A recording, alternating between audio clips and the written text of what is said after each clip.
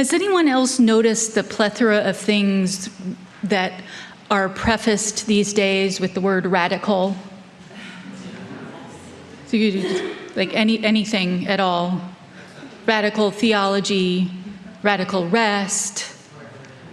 Pardon? Yeah.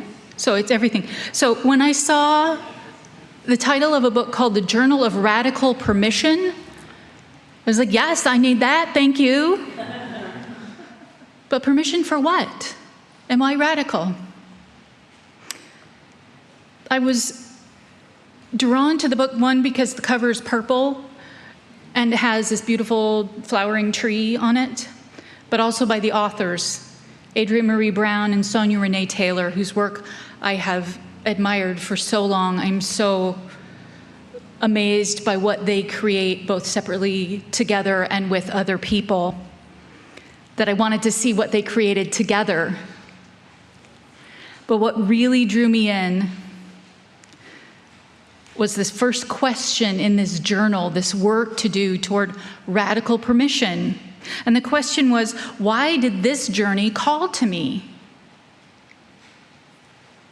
And I did not know the answer.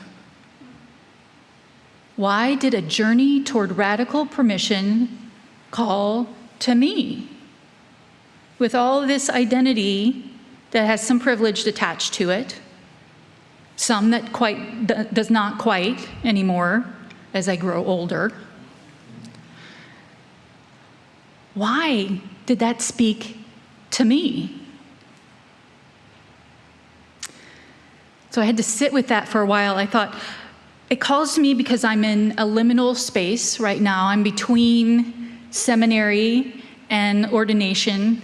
I keep being between those things. I'm trying to change that, but I'm between those things. Between the formation and the fulfillment of that, not the end of that. There's never an end to the formation, but the formation. Between parenthood and elderhood, between who I was and who I am becoming, and who I want to be, who I strive to be. Possibly between spiritual paths. I don't know where I'm going to end up. Do you? No? Good. Good. But I'm also called to that question, why does this journey call to me? Because of the justice work I've done.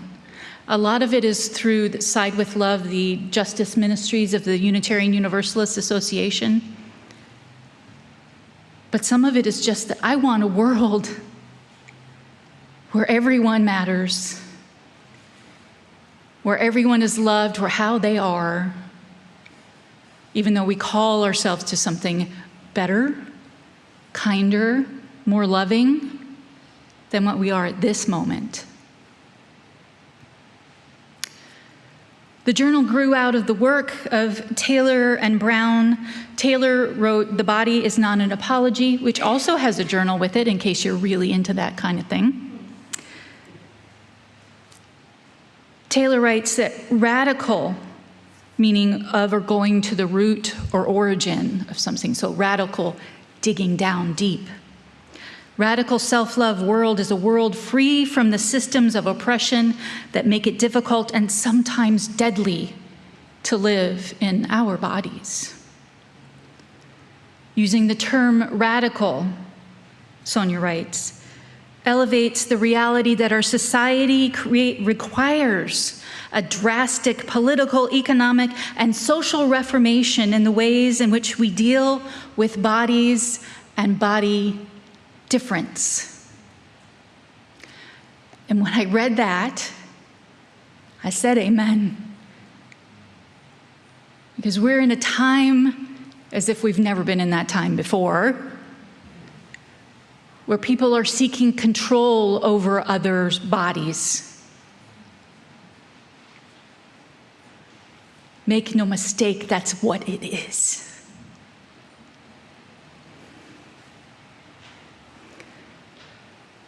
This is what really got me, this quote. It is through our own transformed relationship with our bodies that we become champions for other bodies on our planet. So this is not just our own self-care, our own self-love, but it is our community care and our community love, because we are not in this work, in this world, alone.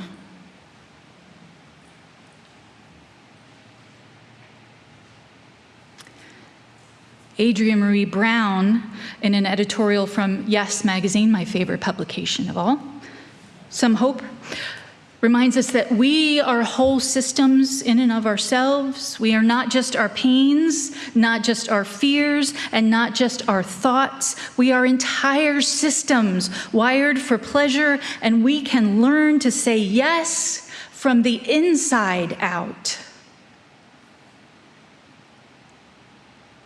What did that mean? I say yes to a lot of things. I decided last year was my year of yes. It didn't get me in very much trouble. But saying yes to ourselves from inside out, what does that look like? And informing that picture, that idea of that yes to the inside out, yes to the radical permission to love our own bodies just as they are. Taylor and Brown created not just the Journal of Radical Permission, but the Institute of Radical Permission. The journal is a companion to that. I will confess, I just started diving into the Institute's offerings. So you're on this journey with me. Thank you very much. Always learning. You all know, maybe here, maybe way down in your belly, that the oppressive systems and structures of this world can distance us from our divine nature.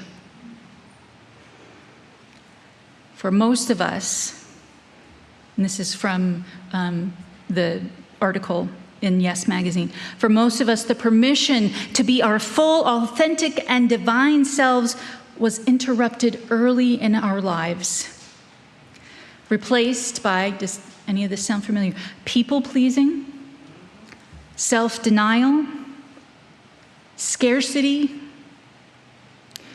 To experience liberation, we have to give ourselves radical permission to live our lives rooted in our deepest yes.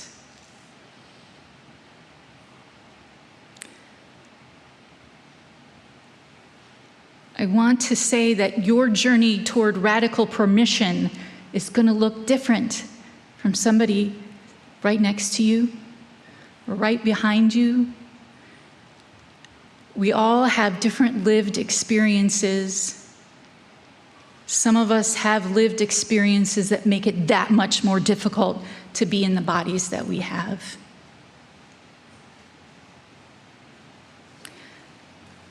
Part of the need for this work and for therapy and for other mental health practices and for yoga and Reiki and all those things is the legacy of those oppressive systems and structures, multi-generational and ongoing trauma, deep harm for African American, indigenous, LGBTQIA plus folks, but also the trauma of all those messages that those of us who are white got.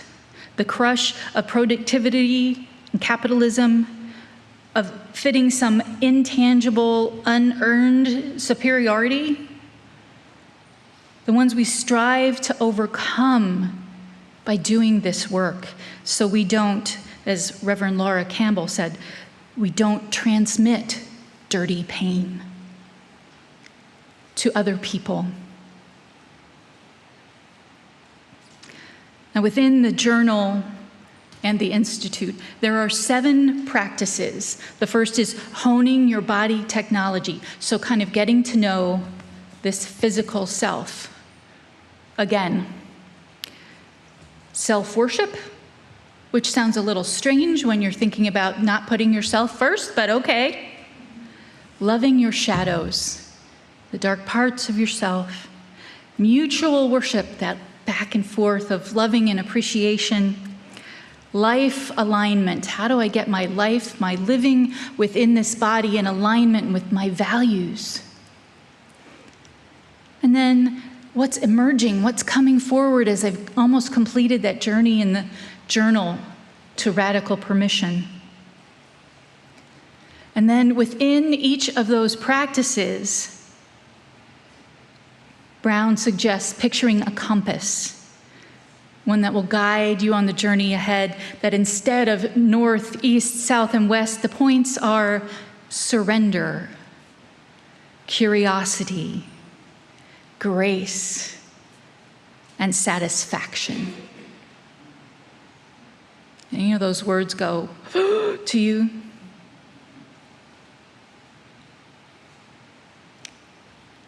So because this is an experiential thing, they invite you into different kinds of physical practices, some meditation, some yoga, things like that. I'm not going to ask you to do yoga this morning unless you feel like it, and then do. But I want to invite you into one of these first practices in the journal. But I also want to set this up this way because this is tuning into our bodies, and our bodies often hold unaddressed trauma. There's stuff stuck in there you may not even be aware of. So before we begin a body practice, I want you to ground and center yourself. Look around this space. Just look around and see it. Look around your space wherever you are on Zoom. Feel yourself in this space, maybe the way the air flows over your skin. Find one thing, one person even, but probably a thing, that makes you feel anchored to here and now. Okay? So if you find yourself growing anxious or unsettled as we go through these short practices, look at that anchor. Remind yourself that you are here and now amongst people who care about you and your well-being. If you need to, you can even place a hand over your heart, give yourself a bit of a pat. There you go. It's okay, it's okay. Be right here. All right. And also, you are welcome to opt out of any of these prompts at any time. If it is not for you, let it go. Okay? All right. From the intro to the first practice, your body is alight with wisdom. Right this minute, it is communicating its secret knowledge to you. The first practice is an invitation to tune in to the divine information being conveyed through bone, breath, belly. The beginning steps of a life of radical permission requires your willingness to hear and honor your body's memories, your sacred and temporary home, and the profound magic therein.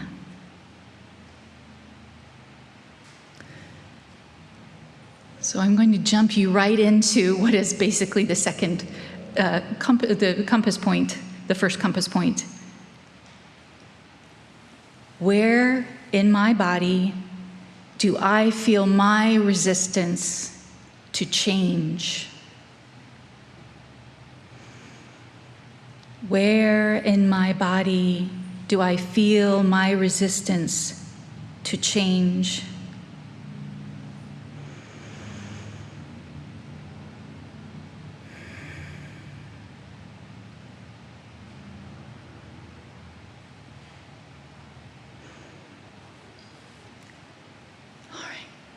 Okay, you are here with people who love you. I will say I have found that I often feel that surrender, that resistance to change right in my belly. Right in my belly. There it sits.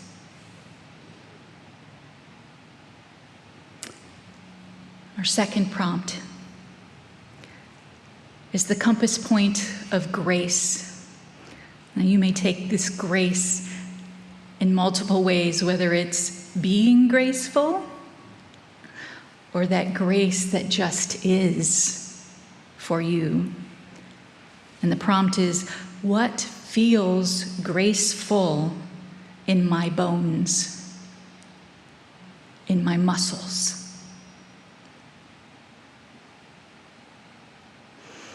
What feels graceful in my bones, in my muscles?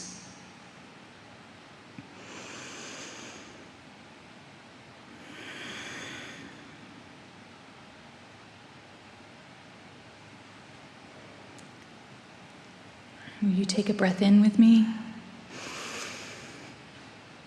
Look around the space again. Feel yourself in this room.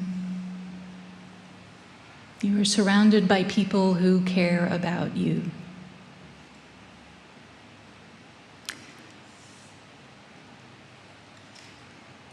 For this last compass point of satisfaction, this one was tough for me. What is one time I remember being satisfied, and how did my body know? What is one time I remember being satisfied? How did my body know?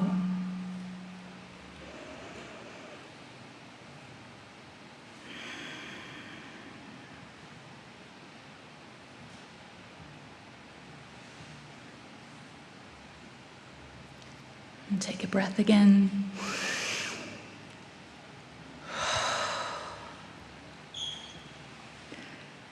I was trying so hard to answer that question without using food.